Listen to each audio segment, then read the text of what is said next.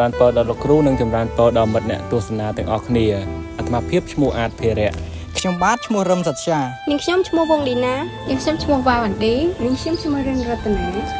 อัตมาเพียบหนึ่งมัดรวมกรมแต่งบนรูปได้บอกปีสกอร์วิจิไลภูมิพนมเป้งในเดปาดมองประวัติวิชีแต่ថ្ងៃនេះផ្ទាល់ក្រុមរបស់យើងខ្ញុំមានការសិក្សាស្រាវជ្រាវមួយទៅលើមុខវិជ្ជាប្រវត្តិសិល្បៈនិងស្ថាបត្យកម្មដែលបង្រៀនដោយលោកគ្រូលេងស៊ីរ៉ង់ទៅលើប្រធានបទមួយស្ដីអំពីប្រាសាទភ្នំត្រប់ចង់ដឹងថាតើវាមានទីតាំងនិងលក្ខណៈស្ថាបត្យកម្មបែបណាសូមរីករាយនឹងតាមដានទស្សនាទាំងអស់គ្នា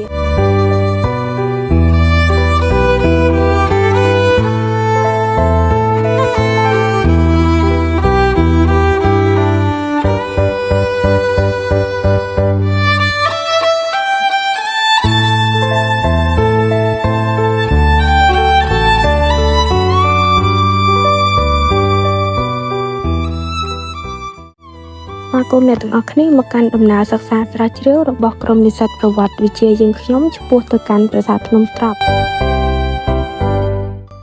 ដើម្បីធ្វើដំណើរឆ្ពោះទៅកាន់ប្រាសាទភ្នំត្រប់នេះបានពួកយើងនឹងត្រូវធ្វើដំណើរចាក់ចែងពីរាជធានីភ្នំពេញតាមរយៈផ្លូវជាតិលេខ 6A ដែលក្នុងការធ្វើដំណើរនេះទៀតសោតពួកយើងនឹងត្រូវធ្វើដំណើរឆ្ពោះទៅកាន់ទិសខាងកើតរហូតមកដល់ទីតាំងមួយដែលយើងនឹងឃើញផ្លូវបំបែកជាពីរគឺផ្លូវបាត់ឆ្វេងនិងផ្លូវបាត់ស្ដាំបន្ទាប់មកយើងនឹងធ្វើដំណើរបន្តទៀតតាមរយៈផ្លូវបាត់ឆ្វេងយើងនឹងមកដល់ទីតាំងមួយដែលអ្នកទាំងអស់គ្នាអាចស្គាល់បានថាជាផ្សារផ្អើលដែលទីតាំងមួយនេះនឹងអាចធ្វើឲ្យអ្នកទាំងអស់គ្នាងាយស្រួលក្នុងការចំណាំមែនទែននៅពេលដែលអ្នកទាំងអស់គ្នាចង់មកទស្សនាឬកម្សាន្តនៅលើប្រាសាទភ្នំត្រប់នេះផ្ទាល់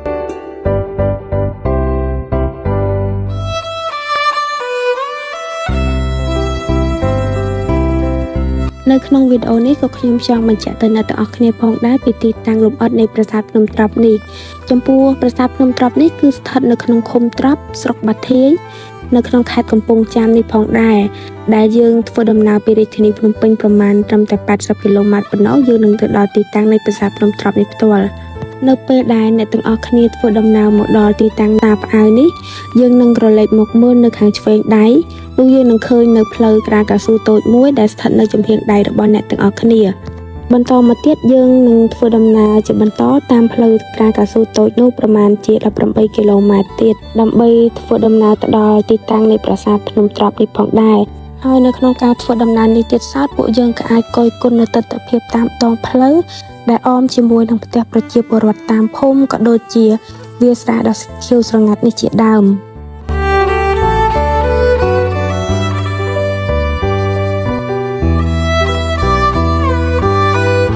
លុះធ្វើដំណើរបានបន្តិចយើងនឹងមកដល់ទីតាំងមួយទៀតដែលហៅថាវត្តព្រះមាសដែលវត្តព្រះមាសនេះផ្ទាល់គឺមានទីតាំងស្ថិតនៅក្បែរជើងភ្នំនៃប្រាសាទភ្នំត្រប់នេះផងដែរដោយឡែកការធ្វើដំណើរឡើងទៅកាន់ប្រាសាទភ្នំត្រប់នេះគឺយើងអាចធ្វើដំណើរបានតាមរយៈពីររបៀបទីមួយគឺយើងអាចធ្វើដំណើរតាមយានយន្តផ្ទាល់ខ្លួនរបស់អ្នកទាំងអស់គ្នាតាមផ្លូវលំដើម្បីឡើងទៅដល់ប្រាសាទភ្នំត្រប់នេះផ្ទាល់ចំណែកម្យ៉ាងទៀតគឺយើងអាចធ្វើដំណើរឡើងទៅប្រាសាទភ្នំត្រប់នេះបានតាមរយៈការធ្វើដំណើរដោយថ្មើរជើងដោយឡែកការធ្វើដំណើរនេះផងដែរគឺយើងអាចឡើងតាមកាំជណ្ដើរនៃប្រាសាទភ្នំត្រប់នេះបានដូចគ្នាបន្ទាប់ពីការធ្វើដំណើរឡើងទៅបន្តិចក្រោយមកយើងនឹងបានទៅដល់ទីតាំងនៅលើប្រាសាទភ្នំត្រប់នេះផ្ទាល់ដោយយើងអាចក្រឡេកមើលពីលើប្រាសាទភ្នំត្រប់នេះចុះមកគឺឃើញនៅវាលស្រែក៏ដូចជាភ្នំអមសងខាងជាច្រើនផងដែរដែលទិដ្ឋភាពមួយនេះពិតជាស្រស់ស្អាតខ្លាំងមែនទែនហើយបន្តិចទៀតនេះយើងនឹងទៅស្វែងយល់ក៏ដូចជាសិក្សាស្រាវជ្រាវអំពីលក្ខណៈនីមួយៗនៃប្រាសាទភ្នំត្រប់នេះទាំងអស់គ្នា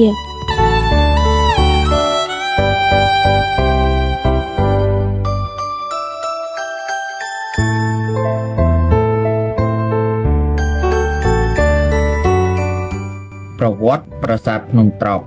ប្រាសាទភ្នំត្រប់ត្រូវបានកសាងឡើងនៅក្នុងសតវត្សទី10ក្នុងអំឡុងរជ្ជកាលរបស់ព្រះបាទរាជេន្ទ្រវរ្ម័ន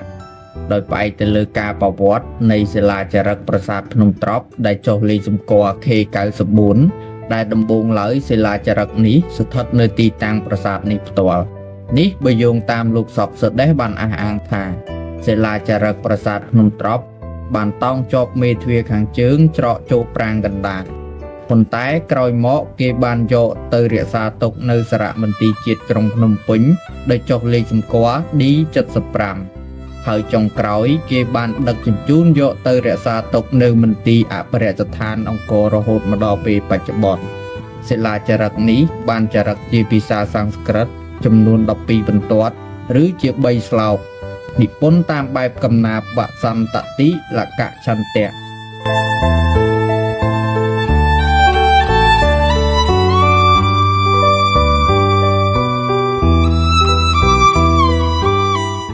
សិលាចារឹកប្រាសាទភ្នំត្រប់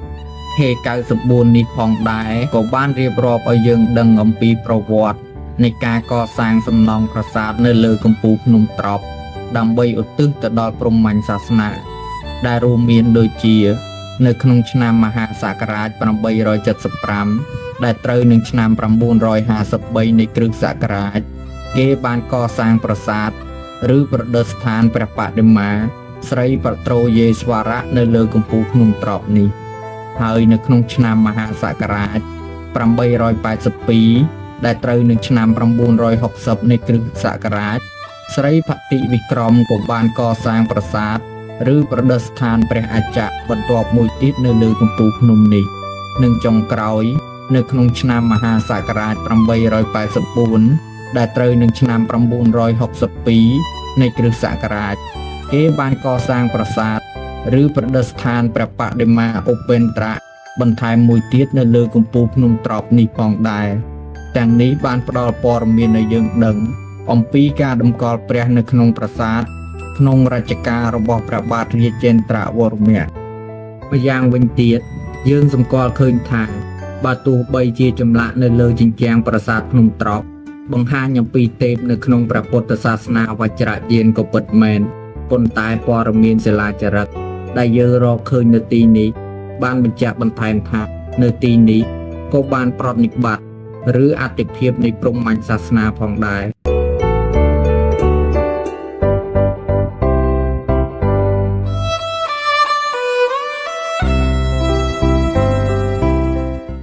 ប្រាសាទភ្នំត្រប់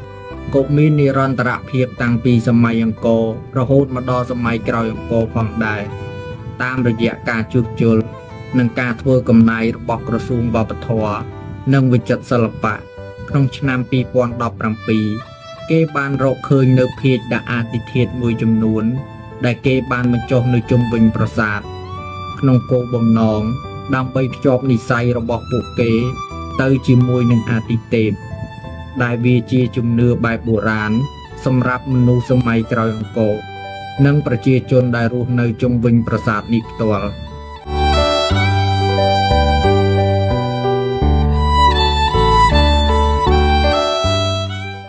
បច្ចុប្បន្នប្រាសាទភ្នំត្រប់បានក្លាយទៅជាគោលដៅទេសចរណ៍វប្បធម៌ដ៏សំខាន់សម្រាប់ប្រជាជនកម្ពុជាមិនតែប៉ុណ្ណោះទីនេះក៏ជាទីកន្លែងសក្ការៈបូជាសម្រាប់អ្នកស្រុក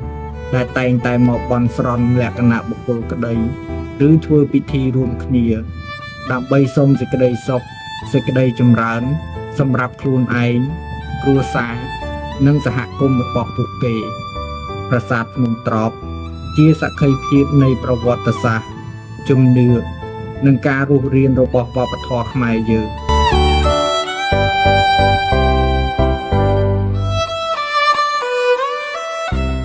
ហើយយើងក្រឡេកមកមើលប្លង់នៃប្រាសាទភ្នំត្រប់វិញ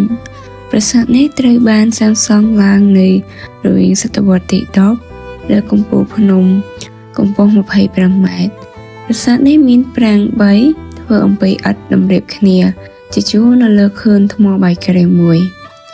ប្រាង្គទាំង3មានរាងជាការ៉េដោយប៉មកណ្ដាលមានទំហំធំជាងប៉មនៅខាងជើងនិងប៉មខាងត្បូងនៅផ្នែកខាងត្បូងបំផុតគេឃើញមានសំណល់គ្រឹះប្រាសាទមួយទៀតដែលរលំបាក់អស់ហើយបើយើងទៅតាមសំណល់នៃប្រាសាទនោះគឺសង់នៅក្នុងសម័យកាលជាមួយគ្នា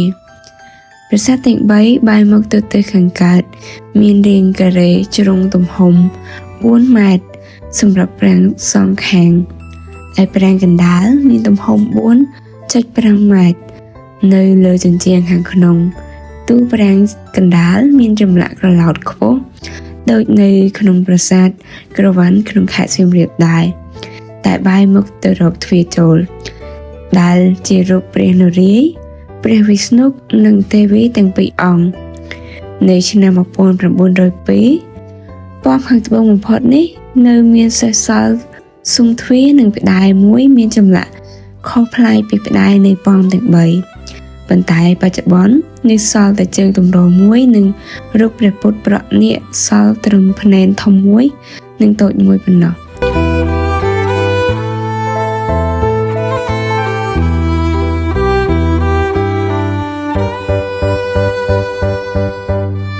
យើងដឹងហើយថាប្រាសាទភ្នំត្រប់ស្ថិតនៅក្នុងរចនាបថផ្លែរូបដែលត្រូវបានកសាងឡើងនៅក្នុងរជ្ជកាលព្រះបាទរាជេន្ទ្រវរ្ម័នតែប្រាសាទនេះមានអាយុកាលពាក់កណ្ដាលទី2នៃសតវត្សទី10ហើយនៅក្នុងការកំណត់អាយុកាលនិងរចនាបថរបស់ប្រាសាទនេះយើងអាចពឹងផ្អែកទៅលើផតតាមផ្សេងៗក្នុងនោះយើងក៏ពឹងផ្អែកសំខាន់ទៅលើផ្លែផងដែរតាមរយៈផ្លែប្រាសាទនេះមានចំនួន3ដែលនៅទូពំខាងត្បូងនៃប្រាសាទវាមានលក្ខណៈនៅល្អប្រសើរហើយផ្តែរមួយទៀតស្ថិតនៅទូពំទី2ឬទូពំកណ្ដាលមានលក្ខណៈបាក់បែកច្រើនតែអាចមើលយល់នៅផ្នែកខ្លះចំណែកឯផ្តែរទី3ស្ថិតនៅទូពំអញ្ជើងវាមានលក្ខណៈបាក់បែកយ៉ាងខ្លាំងដែលធ្វើឲ្យយើងពិបាកនឹងមើលឬក៏ពិបាកនឹងសន្និដ្ឋានថាតើវាជារូបអ្វី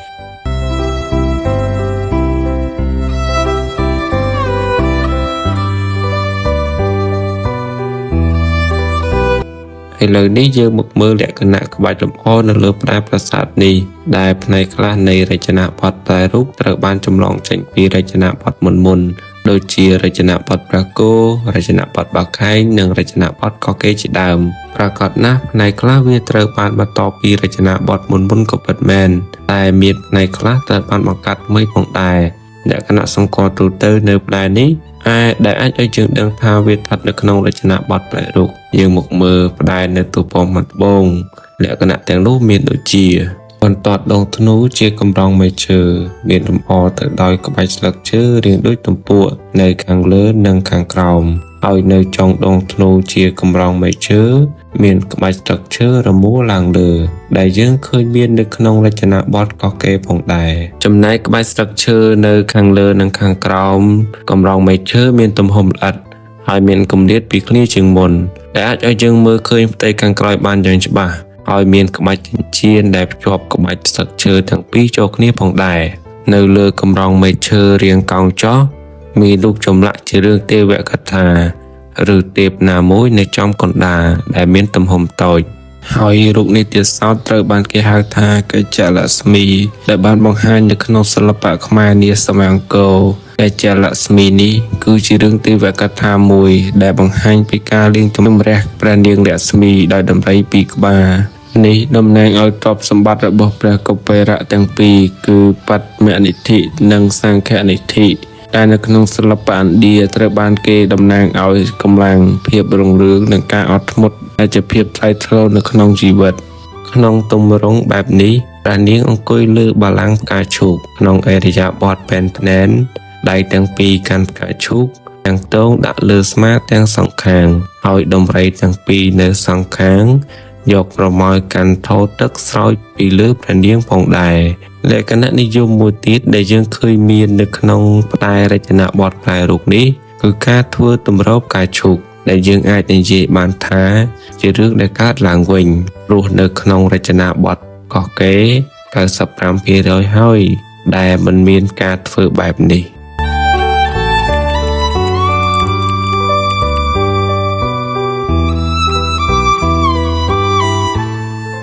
ហើយឥឡូវនេះយើងមកមើលផ្តែរពីរទៀតដែលស្ថិតនៅទូពំកណ្ដាលនិងទូពំខាងជើងដោយដែលបានបញ្ជាក់ពីខាងដើមមកហើយថាផ្តែរនៅទូពំទាំងពីរនេះត្រូវបានខូចខាតយ៉ាងខ្លាំងប៉ុន្តែយើងអាចមើលដឹងពីលក្ខណៈមួយចំនួនបានករណីដូចជាផ្តែរនៅទូពំកណ្ដាលដែលយើងអាចមើលដឹងលក្ខណៈមួយចំនួនដូចជានៅលើក្បាច់ដងធ្នូជាកម្រងមែកឈើមានរូបមនុស្សផុសចេញពីកម្រងមែកឈើដែលជាការធ្វើត្រាប់តាមរចនាបថព្រះគោចំណែកក្បាច់ស្លឹកឈើនៅខាងក្រោមនិងខាងលើកម្រងមែកឈើមានទំហំល្អិតហើយមានគម្លាតពីគ្នាជាងមុននៅលើកម្រងមែកឈើរាងកោងចោះមានរូបចម្លាក់ជារឿងទេវកថាឬទេពណាមួយនៅចំកណ្ដាលកម្រងមែកឈើដែលមានទំហំតូច តាមរយៈរូបនេះផងដែរបានបង្ហាញពីរូបព្រះឥន្ទអង្គុយបញ្ឈរជង្គង់នៅលើដំរីអៃរវ៉ាន់ដែលជាយានជំនិះនៅក្នុងកាយវិការចោរគ្រាប់រន្ទះព្រះឥន្ទគឺជាអាទិទេពគ្រប់គ្រងលើទេពនិករទាំងឡាយនៅលើឋានសួគ៌ព្រះអង្គក៏មានតួនាទីជាទេពខាងចម្បាំងជាអ្នកបង្អុរភ្លៀង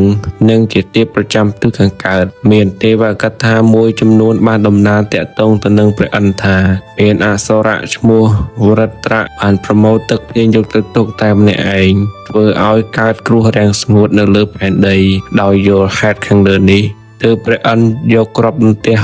ចោលទៅអសុរៈនោះបង្កើតបានជាភ្នែកបន្ទោហើយភ្លៀងក៏បង្អោនចុះមកត្រង់ព្រះឥន្ទគង់នៅលើដំរីក្បាល3ចោលគ្រាប់រន្ទះទៅអសុរៈឈុតឆាកនេះតែងតែនិយមបង្ហាញនៅលើហោជាងនិងផ្តែរប្រាសាទនានានៅក្នុងសម័យអង្គរ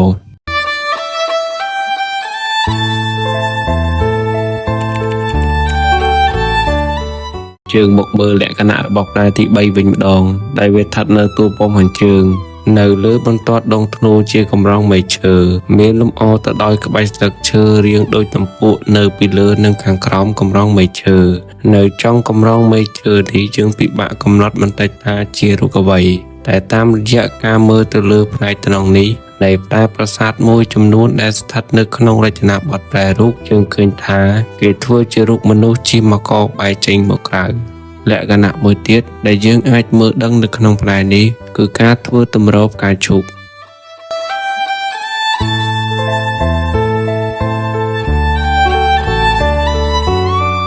ចូលមកដល់ចំណុចជាបន្ទាប់ទៀតគឺនេះខ្ញុំនឹងនិយាយទាក់ទងទៅនឹងលក្ខណៈខ្លះៗនៃសំណង់ស្ថាបត្យកម្មនៃប្រាសាទភ្នំត្រប់ដែលតួនៃប្រាសាទភ្នំត្រប់នេះគឺត្រូវបានកសាងឡើងដោយប្រើប្រាស់នៅឥដ្ឋប៉ុន្តែបើយើងមើលទៅលើរចនាសម្ព័ន្ធដូចជាផ្លូវចូលដែលស៊ុមទ្វារហើយនិងសសរពេជ្រវិញគឺត្រូវបានសម្តែងឡើងដោយថ្មភក់ហើយបើយើងមើលទៅលើលក្ខណៈនៃការកសាងប្រាសាទភ្នំត្រប់នេះយើងនឹងឃើញថានៅផ្នែកខាងក្រោមនៃប្រាសាទនឹងគឺវាមានទំតូចដូច្នេះធ្វើឲ្យការរៀបឥដ្ឋនៅផ្នែកដំបូលហ្នឹងគឺវាមានលក្ខណៈខ្លីហើយនឹងការប្រើប្រាស់ឥដ្ឋនៅក្នុងការរៀបចំហ្នឹងក៏វាតិចដែរដែលធ្វើឲ្យប្រាសាទនេះក៏មានទម្ងន់ស្រាលដែលអាចឲ្យវានឹងទ្រទ្រង់ប្រាសាទនេះបានល្អដែលយើងឃើញជាក់ស្ដែងហ្នឹងគឺប្រាសាទនេះគឺវានៅល្អ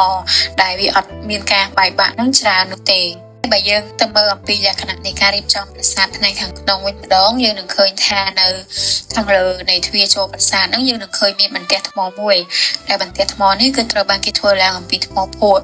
ដែលគេដាក់វាហ្នឹងគឺសម្រាប់ទ្រទម្ងន់ឥដ្ឋខាងលើនឹងឯងហើយនៅផ្នែកខាងលើនៃបន្ទះថ្មនេះយើងនឹងឃើញមានការរៀបចំឥដ្ឋជាលក្ខណៈផតកណ្ដាលហ្នឹងដែលយើងឃើញមានរាងដូចជាចតុកោណកែងដែលការរៀបបែបនេះគឺគេហៅថា Couplet Art ដែលជាការរៀបចំឡើងដើម្បីកុំឲ្យឥដ្ឋខាងលើហ្នឹងវាធ្លាក់មកចំបន្ទះថ្មនេះកាលណាតែវាធ្លាក់មកចំបន្ទះថ្មខាងក្រោមហ្នឹងគឺវាអាចបណ្ដាលឲ្យមានការប្រេះបាក់ឬក៏ប្រេះស្រាំហើយកាលណាតែបន្ទះថ្មនេះបាក់ហើយគឺឥដ្ឋនៅផ្នែកខាងលើហ្នឹងក៏វាអាចបាក់បែកបានដូចគ្នាហើយបើយើងមើលទៅលើបច្ចេកទេសនៃការរៀបឥដ្ឋនៅប្រាសាទភ្នំត្រប់នេះយើងឃើញថាឥដ្ឋដែលគេយកមកដំឡើងហ្នឹងគឺវាមានទំហំប៉ុនៗគ្នាដែលគេយកមករៀបជារាងឆ្លាស់គ្នាហ្នឹងហើយក៏មានការបិទនៅក្បាលបាយអពីលើផងដែរហើយបន្ទាប់ពីការរៀបឥដ្ឋនេះរួចរាល់គេក៏មានការឆ្លាក់នៅរូបចម្លាក់នៅលើជញ្ជាំងប្រាសាទដូចគ្នាហើយរូបចម្លាក់នេះក៏គេមានការបៀកនៅក្បាលបាយអពីលើផងដែរហើយមួយទៀតហ្នឹងគឺការរៀបដំបូលវិញដោយប្រាសាទនេះយើងឃើញថាវាមានលក្ខណៈជា4ជ្រុងដោយការរៀបចំដំបូលឡើងហ្នឹងយើងឃើញថាមានការរៀបជាលក្ខណៈបង្ខិតចូល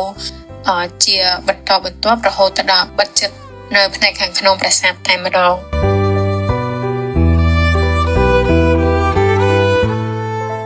ចូលមកដល់ជាបន្តទៀតហ្នឹងគឺតាក់ទងទៅនឹងសសរពេជ្រយើងដឹងហើយទោះបីជាប្រាសាទភ្នំត្រប់នេះត្រូវបានស្ថាបនាឡើងពីឥដ្ឋក៏ដោយប៉ុន្តែបើយើងមើលទៅលើសសរពេជ្រវិញគឺត្រូវបានគេធ្វើឡើងអំពីថ្មភក់ហើយសសរពេជ្រនេះផងដែរវាមានលក្ខណៈជាសសរពេជ្រឯករាជ្យដោយសសរពេជ្រនេះវាអត់មាននៅជាប់នឹងជញ្ជាំងទេដោយគេក្រឡងឬមួយក៏ធ្វើវារួចរាល់ហើយទើបដំឡើងទៅជាសសរពេជ្រនៅពេលដែលគេរៀបប្រាសាទឡើងហើយចំពោះសសរពេជ្រនេះ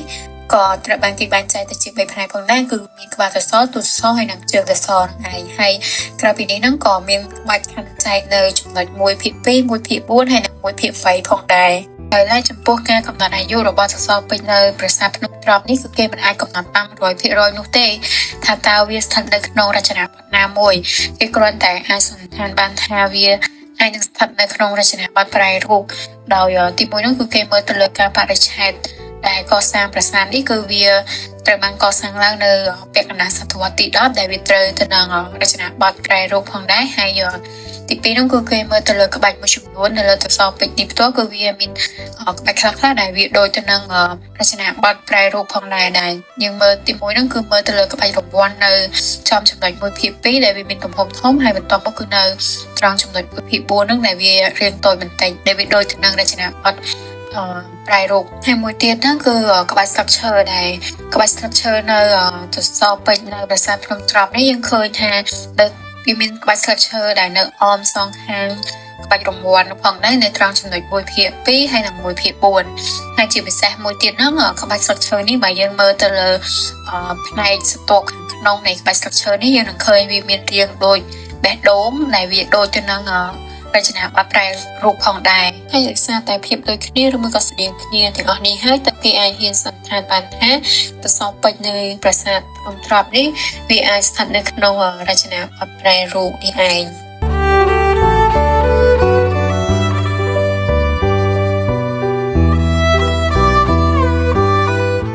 ឥឡូវនេះយើងមកសិក្សាអំពីចម្លាក់វិញម្ដងចម្លាក់នៅប្រាសាទភ្នំត្រប់នេះជាប្រភេទចម្លាក់លៀនដែលត្រូវបានគេឆ្លាក់នៅជាប់ជញ្ជាំងប្រាសាទតែម្ដងនៅតាមតួប៉មនីមួយៗសុទ្ធតែមានរូបចម្លាក់នៅតួប៉មខាងត្បូងនេះបង្ហាញពីទេពមួយអង្គដែលមានប្រហោះ8ឈរនៅចំកណ្ដាលមានទេពស្រី2អង្គនៅអមសងខាងផងដែរចម្លាក់នេះត្រូវបានគេកំណត់អត្តសញ្ញាណថាជាព្រះអវលោកេស្វរៈនៅចំកណ្ដាលហើយរូបពីរនៅសងខាងអាចជារូបព្រះពោធិសត្វប្រាជ្ញាបារមីនៅក្នុងការកំណត់ទៅលើអត្តសញ្ញាណរូបនៅចំកណ្ដាលនេះបានលុះត្រាតែយើងមើលទៅលើកេតនភ័ណ្ឌលើប្រហោះសិនតែចំពោះរូបនេះប្រហោះទាំងពីរដែលលើកទៅលើត្រូវបានខូចខាតខ្លាំងមិនអាចកំណត់បានទោះបីជាយ៉ាងណាក៏ដោយយើងមើលប្រហោះពីរទៀតដែលមិនមានកេតនភ័ណ្ឌលាផ្ងាបាតដៃសំយងចុះមកក្រោមក្នុងកាយវិការប្រទានពរបើតាមកាយវិការនេះនាំឲ្យយើងអាចកំណត់ថាជារូបព្រះពោធិសត្វអវលោកេសោ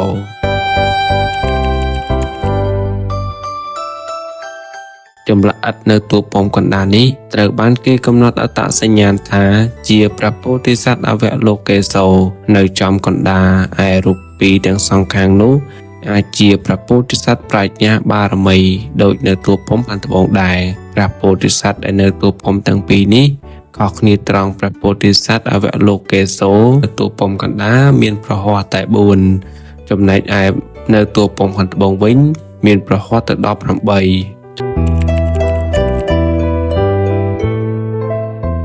ចម្លាក់នៅតួប៉មខាងជើងបានបង្ហាញពីរូបទេពប្រុសមួយអង្គដែលជាព្រះពោធិសត្វវជ្របានិនៅក្នុងកាយវិការរាំគ្រវីដៃទាំង4ឯជើងហាក់បីដូចជាបន្ទប់ជង្គង់ដូចជារាំទន្ទ្រាំជើងទឹកមុខមានលក្ខណៈកាយពោពេញទៅដោយកំហឹងនិងមានចង្កូមផុតចេញពីមាត់បើតាមការកំណត់អត្តសញ្ញាណទៅលើរូបនេះថាជាព្រះពោធិសត្វវជ្របានិដែលយើងអាចមើលទៅលើកេតនភ័ណ្ឌដែលឆ្លាក់នៅលើប្រហោះទាំង4កេតនភ័ណ្ឌដែលនៅលើប្រហោះទាំង4នោះមានដូចជានៅប្រហោះស្ដាំខាងមុខកាន់វជ្រៈឬគ្រាប់បន្ទះប្រហោះស្ដាំនៅខាងក្រោយកាន់ដាវឬអាវុធវែងប្រហោះឆ្វេងមុខប្រហែលកាន់កណ្ដឹងឬអាចជាវជ្រៈមួយទៀតប្រហោះទី4ប្រហោះឆ្វេងខាងក្រោយខូចខាតជាខ្លាំងដែលយើងមិនអាចសម្គាល់ថាជាអ្វីបើយោងទៅតាមការសិក្សាទៅលើចម្លាក់នៅតួប៉មទាំង3នេះយើងអាចកំណត់បានថាប្រាសាទនេះកសាងឡើងសម្រាប់ព្រះពុទ្ធសាសនាវជ្រយាន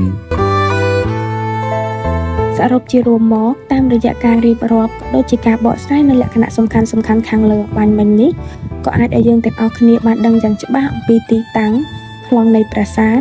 ដូចជាដឹងអំពីសំណង់ស្ថាបត្យកម្មទាំងមូលនៃតួប៉មរបស់ប្រាសាទភ្នំត្រប់នេះ ជាងនេះទៅទៀតចំពោះប្រាសាទភ្នំត្រាប់នេះពុំមែនត្រឹមតែជាទីកន្លែងប្រវត្តិសាស្ត្រដ៏ចំណាស់មួយនោះទេ